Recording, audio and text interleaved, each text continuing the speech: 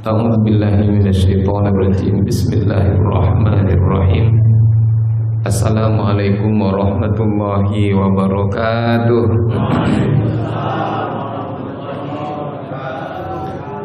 Alhamdulillahirabbil alamin.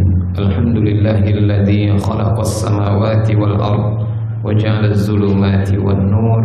Nashhadu an la ilaha illallah wa nashhadu anna Muhammadan 'abduhu wa rasuluh. Allahumma salli wa sallim wa barik ala Muhammad wa ala alihi wa ashabihi ajma'in. Rabbi shrah li sadri wa yassir li amri wahlul 'uqdatam min lisani yafqahu qawli. Baik Ibu, orang tua kami, alim ulama, cerdik pandai, tokoh masyarakat, adik-adik yang kami sayangi, kami doakan semoga kita semua senantiasa dalam keadaan sehat walafiat. Allah beri kita rezeki yang penuh berkah melimpah ruah, dan kemudian semoga Allah kokohkan iman istiqomah kita sampai nanti kita kembali menghadap Allah Subhanahu wa taala. Bersyukur kita kepada Allah dengan mengucapkan alhamdulillah, sampai detik ini Allah masih hidupkan kita, masih Allah sehatkan kita, dan masih Allah kokohkan iman istiqomah kita. Berselawat kita kepada Rasulullah dengan mengucapkan Allahumma sholli ala sayyidina Muhammad wa ala ali sayyidina Muhammad. Assalamu alayka ya Rasulullah. Ibu kami, orang tua kami yang kami muliakan, kita awali pertemuan kita maghrib ini dengan sama-sama membaca surat Al-Fatihah, boleh? Baik. A'udzu billahi minasy syaithanir rajim. Bismillahirrahmanirrahim. Alhamdulillahi rabbil alamin. Ar-Rahmanir Rahim. Maliki yaumiddin. Iyyaka na'budu wa iyyaka nasta'in. Ihdinas siratal mustaqim.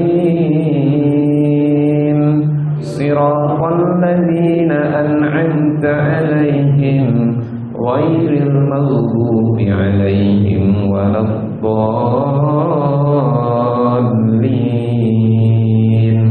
Amin. Ibu kami, pada kesempatan dan mulia ini kita lanjutkan belajar dari hadis-hadis yang terdapat dalam kitab Arba'in Nawawi. Hadis yang akan kita coba pelajari ini yaitu hadis yang ke-24. Hadis yang berapa, Bu? Hadis yang ke-24. Kita baca hadisnya, Bunda.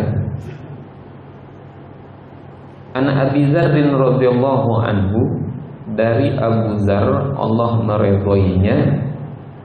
Tentang Abu Dzar ini dulu hadis yang ke-18 juga yang meriwayatkannya adalah Abu Dzar. Maka tak kita jelaskan lagi tentang siapa Abu Dzar ini, Bunda. Tapi untuk sekedar mengingat, Abu Dzar ini di tengah para sahabat mendapatkan gelar juga dengan istilah pembela kaum mustad'afin.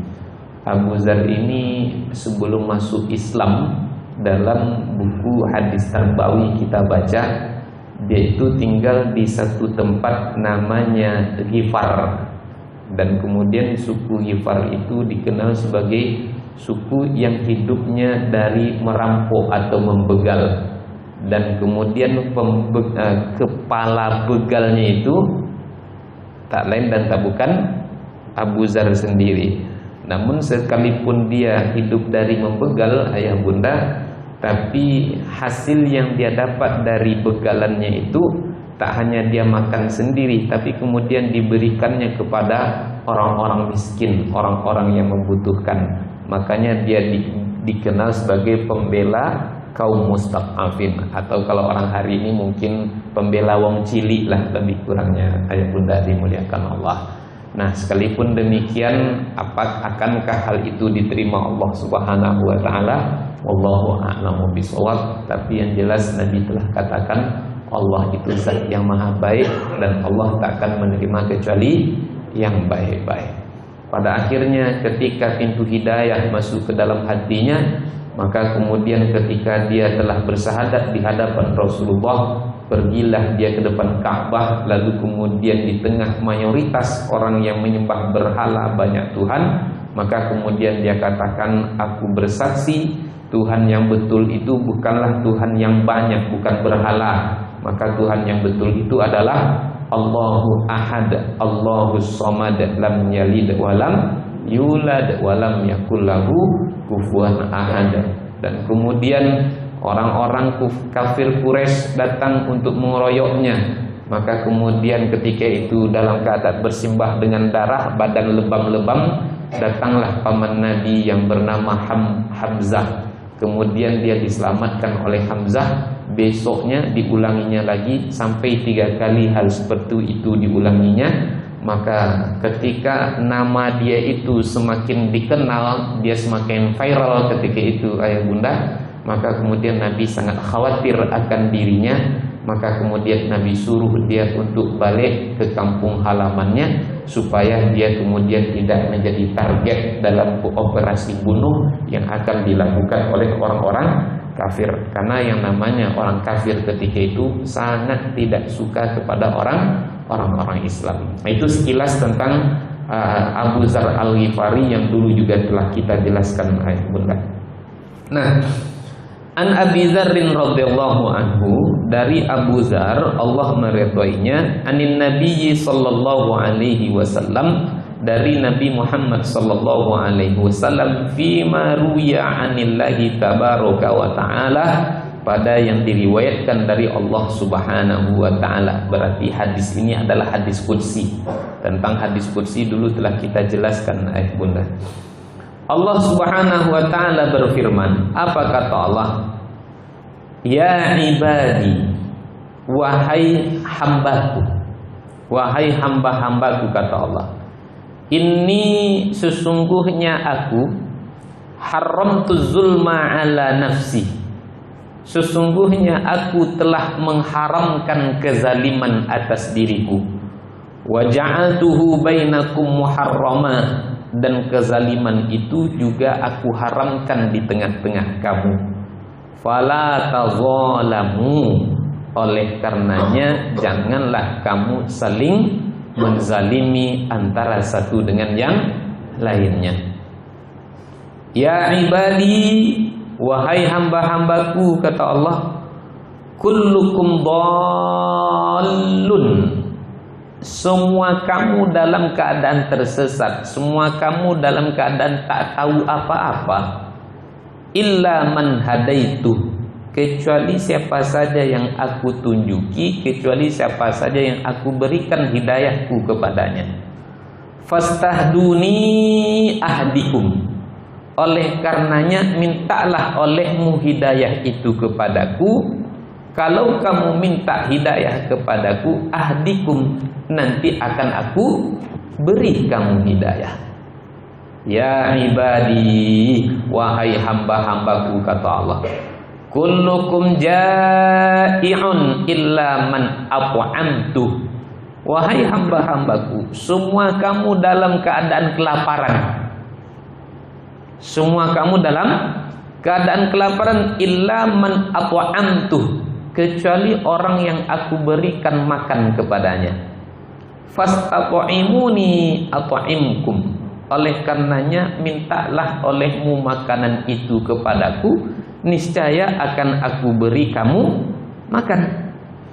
Ya ibadi, wahai hamba-hambaku, kata Allah, kullukum arin, semua kamu dalam keadaan, maaf cakap, arin itu dalam keadaan tak berbusana, dalam keadaan tidak berpakaian alias telanjang. Illa man kasautuh, kecuali siapa yang aku berikan, aku tutupi dirinya. Fastaksuni aksukum, oleh karenanya mintalah pakaian itu kepadaku, maka aku akan memberikannya, akan aku tutupi kamu dengan pakaian itu. Ya ibadi, wahai hamba-hambaku, innakum tukhti'una bil-laili wan nahari, sesungguhnya kamu itu senantiasa melakukan kesalahan. Kapan? Bil-laili, di waktu malam, wan nahari, dan juga di waktu siang. Wa ana aghfiruz dzunuba jami'a, dan ketahuilah aku ini adalah zat yang maha mengampunkan semua dosa hamba-hamba. Fastaghfiruni aghfir lakum, oleh karenanya minta ampunlah kamu kepadaku, niscaya ketika kamu benar-benar minta ampun kepadaku maka aku akan ampuni kamu. Hadisnya panjang sekali ayah bunda, 2 halaman, saya cukupkan sampai di sini dulu. Yang pertama kata Allah, wahai hambaku, sesungguhnya aku haramkan kezaliman atas diriku dan aku jadikan dianya haram juga di tengah-tengah kamu. Oleh karenanya jangan kamu berbuat zalim. Maka dalam hal ini ayah bunda dimuliakan Allah, apa yang bisa kita pelajari? Hadis ini mengingatkan kepada kita betapa Allah itu sangat tidak suka kepada yang zalim. Dan Allah dalam hadis ini pun telah mengatakan jangan berbuat zalim. Sederhananya ayah bunda, aku aja tak mau zalim, lalu kenapa kok kalian zalim? Zalim itu apa ayah bunda? Zalim itu lawannya adil. Adil itu menempatkan sesuatu pada tempatnya. Kalau zalim lawan dari adil, maka maknanya adalah tidak menempatkan sesuatu pada tempatnya. Maka dalam hadis ini secara tidak langsung Allah itu tidak suka akan ketidakadilan. Allah itu tidak suka dengan kezaliman. Maka jangan kita berbuat zalim, maka tegakkanlah seiring dengan itu keadilan demi keadilan.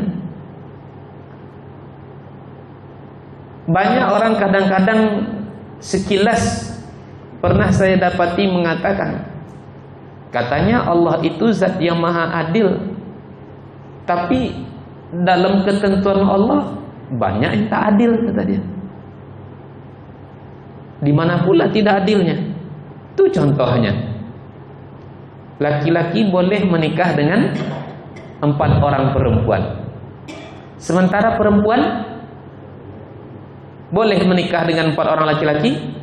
Tidak boleh. Nah, itu kan tak adil katanya.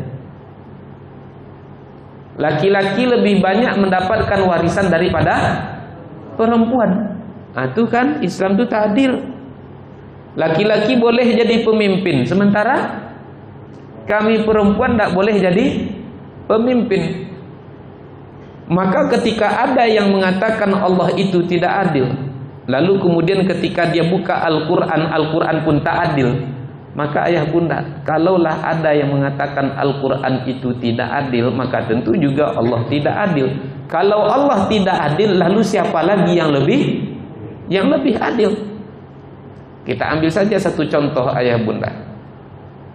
Memang kalau kita melihat dengan nafsu kita, nampaknya sekilas memang tidak adil. Tapi kalau kita kaji lebih dalam ayah bunda, tak ada hukum Allah itu yang tidak adil. Dalam bab warisan, lidzakari mislu hazzil unsayain, laki-laki itu mendapatkan bagian warisan 2 kali bagian perempuan. Nah, itu kan tak adil. Makna adil tadi apa ayah bunda? Menempatkan sesuatu pada tempatnya. Adil itu kan bukan sama rata sama rasa. Oh, harus banyak lah. Kalau banyak berarti bagi ibu yang adil itu yang mana? Anak kelas 1 SD dan kemudian yang satu lagi semester 1 kuliah kedokteran, yang kedokteran dibelikan mobil untuk pergi kuliah, jajannya sehari 100.000. Berarti untuk adilnya yang SD kelas 1 tadi 100 juga dibelikan juga mobil. Nah, berarti itu kan tidak menempatkan sesuatu pada tempatnya. Tapi karena ini tuh sudah terlalu sering orang mengobok-obok, mengolok-olok agama Islam, saya urai sedikit ayah bunda. Bapak mendapatkan bagian 2 kali perempuan. Contoh, ibu mendapatkan warisan 10 miliar. Amin kan bunda? Amin. Menyebut pun tak mau. Nah, setidaknya kalaupun tak pernah pegang duit 10 miliar, minimal pernah nyebut duit 10 miliar. Kita kan dalam masjid tempat penuh dengan rahmat. Malaikat mendoakan kita sekarang nih. Mudah-mudahan terwujud doa bunda tundanya nanti. Amin. Ya Rabbal Alamin. Mustahil bunda? Mustahil? Bukan suatu hal yang mustahil. Kalau Allah sudah berkehendak kun fayakun, jadilah maka akan jadi. Yang kita pelajari Isra Mi'raj kemarin, mustahil menurut akal manusia Nabi itu dari Masjidil Haram ke Masjid Al-Aqsa dalam tempo hanya 1 malam. Tapi bagi Allah tidak ada yang mustahil. Jangankan sedangkan manusia saja bisa memindahkan singgasana Ratu Balkis dari jarak yang jauh, dia besar, bisa manusia. Apalagi Allah yang memperjalankan Nabi Muhammad dari Masjidil Haram ke Masjid Al-Aqsa. Bunda dapat warisan 10 miliar.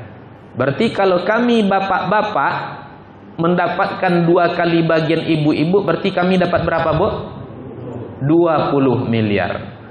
Nah, pertanyaan saya, kami punya duit 20 miliar, ibu berapa tadi? 10 miliar. Dari duit ibu yang 10 miliar itu ada tak hak kami di situ? Enggak. Sekarang yang kami lagi. Dari duit kami yang 20 miliar tadi ada tak hak ibu di situ? Nah, lebih kuat lagi bunyinya. Makanya kemudian kadang-kadang kesimpulannya duit papa, duit mama. Duit mama, iya duit mama, bukan duit duit papa. Itu kata orang nan kalama di awak surang. Kalau bahasa Inggrisnya cat water. Tahu bunda cat water?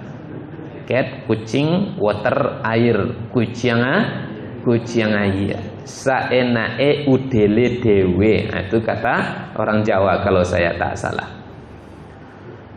Ibu duitnya berapa tadi? 10 miliar. Kami 20 miliar. Dari duit ya kami yang 20 miliar ada kan hak ibu, kata ibu tadi kan? Ya iyalah, mulai dari ujung rambut ibu sampai ujung kaki ibu itu sesungguhnya tanggung jawab suami. Datang anak perempuan, oh papa nih panas adik pergi ke kampus nih, hendak main lagi naik ojek nih, belikanlah adik mobil second aja 1 jadilah. Mobil apa adik? Auto Jazz jadilah. Ada tak kewajiban seorang ayah untuk berbagi kepada anak perempuannya? Ada. Datang pula yang bujang, papa ya ndak main 150 cc lagi, belikan abang motor baru. Baru kemarin ini kan 150 cc ini masih baru. Malu abang sama Ustadz Doni sama Ustadz Somad. Orang tuh kalau touring motornya laju, Ustadz Somad aja 1000 cc motornya. Orang tuh baru gigi 3, awak dah 5, dah lotih motor awak ngejar motor Ustadz Somad tuh kata dia. Belikanlah adik nih motor 1 lagi. Pertanyaannya, ada tak kewajiban seorang ayah berbagi kepada anak laki-lakinya? Ada. Istri udah, anak perempuan udah, anak laki-laki ada. Selesai? Belum. Kemana lagi Pak? Orang tuanya lagi. Duit 20 miliar berbagi ke kanan, berbagi ke kiri, berbagi ke bawah, berbagi ke atas, berbagi ke depan, dibagi ke belakang 20 miliar. Ibu tadi berapa? 10 miliar. Untuk hidup ibu tadi dah ditanggung sama bapak. Untuk anak-anak dah ditanggung sama bapak-bapak. Untuk orang tua ibu semestinya bapak juga bantu. Oleh karenanya ya bunda dimuliakan Allah, itulah kenapa laki-laki itu mendapatkan warisan lebih banyak daripada perempuan. Kenapa? Tanggung jawabnya banyak. Tapi apalah daya, orang yang memandang Islam hanya dari satu sudut sisi saja tanpa mengkaji lebih jauh, maka kemudian wajar kalau dia mengatakan Islam itu tidak adil. Di mana letak tidak adilnya? Pada akhirnya ayah bunda, bisa-bisa perempuan lebih banyak dapat duit daripada laki-laki. Kok begitu? Perempuan dapat duit dari penghasilan suami. Perempuan dapat duit dari warisan. Perempuan dia dapat duit kalau dia punya usaha sendiri. Makanya bisa-bisa perempuan lebih banyak atau setidaknya sama. Itulah kenapa warisan Allah tetapkan kepada laki-laki itu lebih banyak dibandingkan dengan perempuan. Nah, Allah mengatakan, ya ibadi inni haramtu zulma ala nafsi wa ja'altuhu bainakum muharrama. Wahai hambaku, sesungguhnya aku haramkan kezaliman atas diriku dan aku tetapkan dia juga haram di tengah-tengah kamu. Oleh karenanya jangan kamu berbuat zalim. Siapa yang berbuat zalim di dunia, nanti di hari kiamat dia pun akan dizalimi oleh Allah Subhanahu wa ta'ala. Menghibah orang tu zalim tak bunda? Memfitnah orang tu zalim tak tu? Zalim. Mengambil tanah orang walau hanya sejengkal tu zalim? Zalim. Menggunjingkan tetangga kita zalim. Lalu kemudian apa lagi yang zalim itu? Tak cebok aja. Tak cebok aja kita itu sudah bagian dari kezaliman. Tak cebok, tak bayar hutang, zalim lagi.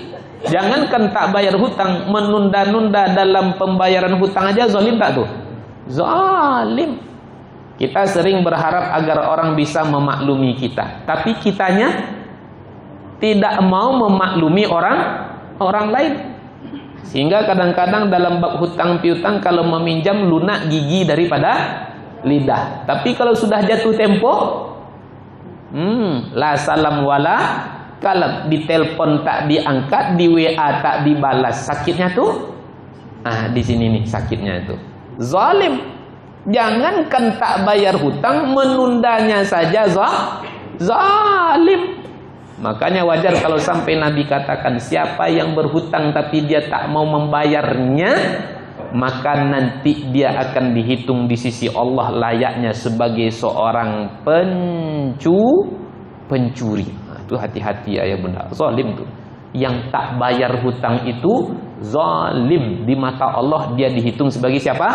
Sebagai pencuri. Makanya Nabi saking marahnya tidak suka kepada orang yang berhutang yang tak mau bayar. Ketika orang berhutang itu dia meninggal dunia, mau Nabi menyolatkannya? Nabi tak mau menyolatkannya. Bahkan orang yang mati syahid pun, tempat yang paling pantas bagi orang mati syahid apa ya bunda? Kan surga. Asy-syahidu laisa lahul jaza ilal jannah. Orang yang mati syahid tak ada balasan baginya kecuali sorga. Tapi orang yang mati syahid itu kalau dia belum bayarkan hutangnya, maka dia pun akan terkatung-katung, takkan mampu dan takkan bisa dia masuk ke dalam sorga. Itu yang menembak laskar FPI kemarin tuh, berat pertanggungjawabannya itu. Tembak kata dia, ditembak ya. Akhirnya apa? Masuk buih juga jadinya. Zalim. Siapa yang berbuat zalim di dunia, di hari kiamat pun dia akan dizalimi oleh Allah Subhanahu wa ta'ala. Lalu kemudian kata Allah apa? Ya ibadi kullukum dhalun illa man hadaitu. Wahai hamba-hambaku, semua kamu itu dalam keadaan tak tahu apa-apa kecuali orang yang aku berikan hidayahku kepadanya. Oleh karenanya mintalah hidayah itu kepada aku, niscaya akan aku beri kamu tuh hidayah. Ayah bunda, saking butuhnya kita kepada Allah Subhanahu wa ta'ala dalam bab hidayah ini, maka kalau kita hitung-hitung bahkan dalam sehari itu bisa lebih dari 40 kali kita minta hidayah kepada Allah. Begitu kita butuh akan hidayah Allah. Mana yang 40 kali yang Ustaz sebut tadi itu Ustaz? 17 kali di waktu berdiri ada kita minta hidayah kepada Allah. Alhamdulillahi rabbil alamin, arrahmanir rahim, maliki yaumiddin, iyyaka na'budu wa iyyaka nasta'in, ihdinas siratal mustaqim. Tunjuki kami jalan yang lurus. 17 kali di waktu berdiri. 17 kali ketika duduk antara dua sujud. Rabbighfirli warhamni wajburni warfa'ni warzuqni wahdini. Tunjuki aku ya Allah. Dah berapa tuh? 34. Ada kunut kita di sini subuh Pak? Pakai kunut. Tengok doa kunut ayah bunda. Panjang, lumayan panjang doa kunut. Doa pertama yang kita baca di waktu kunut itu doa apa? Doa minta hidayah. Allahumma hdina fi man hadait. Allahumma hdina, ya Allah tunjukilah kami ya Allah. Dah 35. Biasanya setiap selesai sholat kita kan baca lagi Al-Fatihah, zikir-zikir yang dipimpin oleh imam kita, guru-guru kita. Baca lagi Al-Fatihah sampai lagi nanti ihdinas siratal mustaqim. Itulah kata saya ayah bunda, dalam sehari saking butuhnya kita kepada hidayah Allah sampai lebih dari bisa-bisa 40 kali kita minta hidayah kepada Allah. Kenapa ayah bunda? Kalaulah bukan karena hidayah Allah, bisa kita duduk dalam majelis ilmu ini? Kalaulah bukan karena hidayah Allah, bisa kita sholat berjamaahnya ayah bunda? Betapa banyak orang-orang yang hidup, yang tinggal di sekitar kita. Kita yang mendapatkan hidayah Allah, Allah panggil bisa sholat 5 waktu berjamaah. Kita yang dipilih oleh Allah mendapatkan hidayah Allah, mau kita duduk di dalam majelis ilmu nan mulia ini. Padahal saya yakin nih, mungkin banyak ayah bunda yang puasa hari ini, tapi mungkin tadi cuman minum, setelah minum makan yang manis-manis sedikit langsung pergi ke masjid. Sehingga kita dalam keadaan kelaparan masih mau kita duduk dalam majelis ilmu. Berkat apa itu ayah bunda? Berkat hidayah Allah. Tapi kalau bukan karena hidayah Allah itu tak ada pada diri kita, mungkin kita takkan bertahan duduk dalam majelis ilmu ini. Mungkin kita takkan mau menginjakkan kaki kita ke masjid ini. Mending di rumah, mending nonton TV dan seterusnya. Itulah betapa kita itu butuh kepada hidayah Allah subhanahu wa ta'ala. Lalu kemudian ayah bunda, butuhnya kita kepada Allah lagi kemudian dijelaskan oleh Allah subhanahu wa ta'ala, kullukum ya ibadi kullukum ja'i'un illa man atwa'amtuh. Wahai hamba-hambaku, semua kamu itu dalam keadaan lapar kecuali yang aku berikan makan kepadanya. Fastat'imuni at'imkum, mintalah olehmu makanan itu kepadaku, akan aku beri kamu makan. Ya ibadi kullukum arin illa man kasautu, wahai hambaku semua kamu dalam keadaan tak menutupi dirimu, maaf cakap, dalam keadaan tak berbusana, dalam keadaan telanjang, kecuali semua kamu dalam keadaan telanjang kecuali orang yang aku tutupi, yang aku berikan pakaian kepadanya, maka mintalah pakaian itu kepadaku, akan aku beri. Ayah bunda yang dimuliakan Allah, kita butuh akan makan, kita butuh akan pakaian. Allah yang memberi semuanya. Faktanya apa ayah bunda? Bisa kita tengok. Lahir kita ke dunia dalam keadaan tidak membawa apa-apa. Lalu kemudian kok kita itu bisa ada pakaian ketika kita hadir ke dunia? Itulah naluri fitrah yang dititipkan oleh Allah kepada ayah dan ibu kita. Jauh-jauh hari sebelum kita lahir ke dunia, semuanya sudah dipersiapkan. Apa yang dipersiapkan? Yang berikat, yang banyak-banyak itu apa namanya bunda? Gurito. Sekarang kan tak ada lagi yang gurita gitu. Orang sudah pakai pempes saja semuanya. Semuanya sudah disiapkan. Susu disiapkan, baju-baju disiapkan, tempat mandi disiapkan, bahkan tak tanggung-tanggung. Bukan untuk sehari 2 hari, kadang-kadang dipersiapkan sebelum kita lahir itu untuk 3 bulan kita hidup, itu sudah disediakan oleh orang tua kita. Atas kehendak siapa? Atas kehendak Allah subhanahu wa ta'ala. Tetapi ketika Allah mencabut itu, Allah cabut sayang pada makhluknya, apa yang akan terjadi ayah bunda? Selagi rasa sayang ada pada makhluk Allah subhanahu wa ta'ala, maka kita tengok seekor gajah tak akan mau menginjak anaknya, seekor elang tak akan mau memecahkan telurnya, seekor harimau dia tak akan mau memangsa anaknya. Kenapa? Rahmat Allah berlaku di situ, kasih sayang Allah berikan. Manusia pun demikian, Allah berikan kepada Allah kasih dan sayang ke dalam hatinya. Tapi kalau kasih sayang, rasa kasih dan sayang sudah hilang daripada manusia ayah bunda, bahkan maaf cakap, manusia itu akan lebih buas daripada binatang. Betul? Makanya kita dapati ayah bunda dimuliakan Allah, ketika orang tak lagi mempertuhankan Allah, dia mempertuhankan hawa nafsunya, apa yang akan terjadi? Kalau hewan kawin ayah bunda, ya memang mungkin kita tak tahu aturannya bagaimana. Tapi kalau kita tengok hewan, kalau sudah kawin dengan satu jantan, kawin dengan betina, dia akan menjaganya selalu. Bahkan ketika anak itu lahir ayah bunda, dijaganya dengan baik oleh induknya. Ayam contohnya, lahir anaknya nanti, coba kita ganggu ayah bunda, apa yang akan terjadi? Kalau bahasa Oci, gelapu, ini apa namanya pak? Gelapunya kita tuh. Coba anak sapi diganggu, Pak, mendekat kita kepada anak sapi itu disepaknya kita sama, ditanduknya kita sama induknya. Kuda ditendangnya kita sama induknya. Itu hewan, Pak. Ketika rasa sayang itu masih ada. Tapi kalau manusia rasa sayang itu tak ada, dia lebih memperturutkan hawa nafsunya. Jalan sana, jalan sini, bonceng sana, bonceng sini, akhirnya masuk angin, kembung. Usia ke-7 dari kehamilan apa yang dilakukannya, Pak? Diaborsinya. Bahkan kalaupun sempat anaknya lahir, diapakannya? Ditaruhnya dalam kardus, dibuangnya di tempat sampah. Makanya itu ayah bunda, yang ayam saja mau dia membuang anaknya, yang singa saja mau dia memangsa anaknya, tidak mau. Tapi kok manusia mau dia membuang anaknya?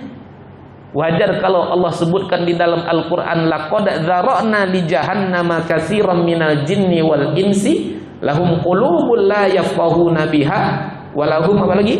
Wa lahum adzanun atau a'yunun dulu. Adzanun dulu ya. Wa lahum adzanun la yasma'una biha wa lahum a'yunun kalau saya tak salah dulu. Wa lahum a'yunun la yubsiruna biha wa lahum adzanun la yasma'una biha ulaika kal an'am bal hum adall. Sungguh akan kami penuhi neraka jahanam dari kebanyakan golongan jin dan manusia. Punya hati tapi tak berpikir, punya mata tak melihat, punya telinga tak mendengar. Maka Allah katakan ulaika kal an'am. Mereka itu adalah sosok-sosok yang seperti binatang. Bahkan di ujung ayat mengatakan balhum adall. Bahkan mereka akan lebih hina lagi, lebih sesat lagi daripada binatang. Binatang aja ketika dia beranak masih dia jaga anaknya, dikasihnya makan, dikasihnya minum. Kok manusia ada yang membuang anaknya, bahkan ada yang dicekeknya anaknya, dicampakkannya ke sungai. Wal iyazu billah. Terjadi tak tuh ayah bunda? Terjadi. Mungkin lalu kalau kita buka berita hampir setiap hari ayah bunda akan menengok berita-berita seperti itu. Kullukum ja'i'un illa man at'amtuh fastat'imuni at'imkum. Semua kamu dalam keadaan lapar, semua kamu dalam keadaan tak punya pakaian, maka akulah yang memberikan pakaian itu kepada kamu. Aku yang memberi kamu aku yang memberi kamu makan. Waktu kita lahir kan tidak bisa makan nasi. Yang mengenyangkan kita apa ya bunda? Susu. Allah takdirkan itu ada pada ibu kita. Dialah Allah zat yang berkuasa atas segala sesuatunya. Maka ayat hadis ini mengajarkan kepada kita ayah bunda, agar kita selalu itu bergantung kepada Allah. Jangan pernah menggantungkan hidup kita kepada selain Allah. Jangan pernah berharap kepada selain Allah. Apa sebab? Semakin banyak kita berharap kepada selain Allah, terkhususnya manusia, setiap kita yang banyak berharap kepada manusia, semakin berharap kepada manusia, semakin kita akan kecewa. Semakin kecewa. Ustaz ya, pinjam duit Ustaz. Ini ada usaha mantap nih Pak Ustaz. Serius bang? Iya. Ayalah. Peganglah duit ini. Akhirnya, tapi tolong abang kembalikan nih nanti nih ya. Tanggal sekian saya mau wisuda S3 saya. Saya mau bayar untuk wisuda saya. Kalau abang tak balikkan nanti karam saya nih. Tak jadi saya wisuda. Nunggu lagi bulan depan dan seterusnya. Bisa jadi nanti aturannya berubah. Bukan semakin murah, bahkan bisa semakin mahal. Ayolah Pak Ustaz. Oke, mantap. Tolong ya, sehari atau 2 hari lah kabari saya. Di hari yang ditentukan. Nah, itulah yang cerita saya tadi. Di telepon tak diangkat, di WA tak dibalas. La salam wala kalam. Kenapa ya bunda dimuliakan Allah? Saya belajar dari kejadian itu. Karena saya hanya berharap kepada itu. Saya tidak berharap kepada Allah, berharap saya kepada makhluk. Akhirnya apa? Allah mengajarkan kepada saya. Tuh kan, ketika engkau berharap kepada manusia, engkau kecewa. Makanya Al-Quran mengatakan, wa ila rabbika farghab. Hanya kepada Rabbmu sajalah kamu berharap. Kita ini lapar, kita ini butuh pakaian, maka semuanya minta kepada Allah Subhanahu wa taala. Bahkan dalam sekedar garam pun ayah bunda minta kepada Allah Subhanahu wa taala. Lalu kemudian poin terakhir dari yang kita baca tadi ayah bunda, Nabi Allah Subhanahu wa taala berfirman, ya ibadi, wahai hamba-hambaku, innakum tuhti'una bil-laili wan-nahari. Sesungguhnya kamu itu selalu melakukan kesalahan, dosa dan kemaksiatan di waktu malam ataupun siang. Wa ana aghfiru dzunuba jami'a. Ketahuilah sesungguhnya aku itu zat yang maha mengampuni semua dosa. Fastaghfiruni aghfir lakum. Oleh karenanya minta maaflah, minta ampunlah kamu kepadaku, aku akan ampuni. Maka di sini ayah bunda dimuliakan Allah, Allah mengatakan, ingin mengingatkan kita, semua kita itu bersalah. Kita ini makhluk yang tak lepas dari dosa dan kemaksiatan. Sekalipun demikian, selagi kita mau meminta ampun kepada Allah, maka Allah akan Allah ampunkan. Pagi, petang, siang dan malam kita akan melakukan dosa dan kemaksiatan, baik yang kita tahu ataupun yang kita tidak tahu. Mana contohnya ayah bunda? Kita merasa nyantai-nyantai aja, happy-happy aja di rumah, hidupkan musik keras-keras. Ternyata tetangga kita ada yang sakit gigi. Karena dia segan kepada kita, akhirnya dia diam-diam aja. Sudah melakukan kesalahan kita tuh ayah bunda, sudah melakukan kesalahan. Kenapa? Kita sudah merusak ketenangan dan ketentraman orang lain. Sekalipun tip yang diputar itu adalah tip kita, tapi secara tidak langsung kita sudah melakukan kezaliman kepada hamba-hamba Allah. Kita berdosa.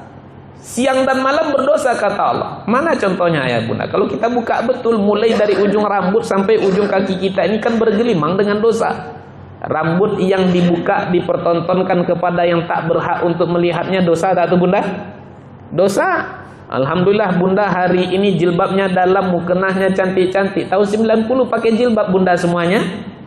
Ada yang tidak, ada yang bergulung-gulung di siko itu apa namanya itu bunda? Aurat. Mata kita berdosa, mulut kita berdosa, tangan kita berdosa, hati kita berdosa. Paling gampang nih handphone nih ayah bunda. Buka handphone, buka televisi, buka komputer, buka layar kaca kita, maksiat, dosa. Kaki kita pun berdosa. Maka Allah katakan, kalian itu banyak salah, banyak dosa, tak henti-hentinya. Maka kemudian Allah tegaskan, oleh karenanya sekalipun kalian itu makhluk yang pendosa, segeralah minta ampun, jangan ditunda-tunda. Dalam satu hadis qudsi yang lain ayah bunda kita tutup kajian kita, bahwasanya Allah pernah berkata, wahai anak Adam, sekiranya kalian datang kepadaku dengan membawa dosa yang dosa kalian itu sampai ke 7 lapis langit, sampai ke pintu langit yang ke-7. Wahai anak Adam, sekiranya kalian datang kepadaku dengan membawa dosa yang mana dosa kalian itu sampai ke 7 lapis bumi, tsummastaghfartani, selagi engkau mau minta ampun bersungguh-sungguh bertobat kepadaku, ghafartulak, akan aku ampuni kata Allah. Wala ubali, sedikit pun aku tak peduli dengan betapa banyaknya dosamu itu. Maknanya ayah bunda, seluas samudra pun dosa yang kita kerjakan, menyentuh pintu langit maksiat yang kita lakukan, selagi kita mau bertobat minta ampun, Allah zat yang maha mengampun. Oleh karenanya jangan ditunda-tunda. Satu pekerjaan hebat yang dilakukan oleh iblis ketika dia mendapati ada hamba Allah yang mau bertobat, dibuatnya manusia itu ditunda-tundanya untuk bertobat kepada Allah. Pada akhirnya ajal datang menjemput nyawa, dia belum juga bertobat. Sukses iblis ketika itu ayah bunda, sukses, dan betapa ruginya kita ketika itu. Ayah bunda, demikian dapat saya jelaskan. Mohon maaf atas segala kesalahan kekhilafan. Insyaallah hadis berikutnya akan kita lanjutkan ayah bunda pada pertemuan berikutnya. Wallahu a'lam bishawab. Ini nampaknya ini pertemuan kita terakhir sebelum memasuki bulan Ramadan. Wallahu a'lam akankah kita bertemu setelah bulan Ramadan, kita tak tahu. Tapi yang jelas ayah bunda, lamanya lebih kurang sudah setahun juga saya mengisi ini di tahun ini. Maka tentu ada salah khilaf yang pernah saya lakukan, tutur bahasa yang tidak pada tempatnya. Oleh karenanya dari hati yang paling dalam saya minta maaf kepada kita semua atas segala salah khilaf yang pernah saya lakukan. Berkenan ayah bunda memaafkan saya? Terima kasih. Wabillahi taufiq wal hidayah. Wassalamualaikum warahmatullahi wabarakatuh.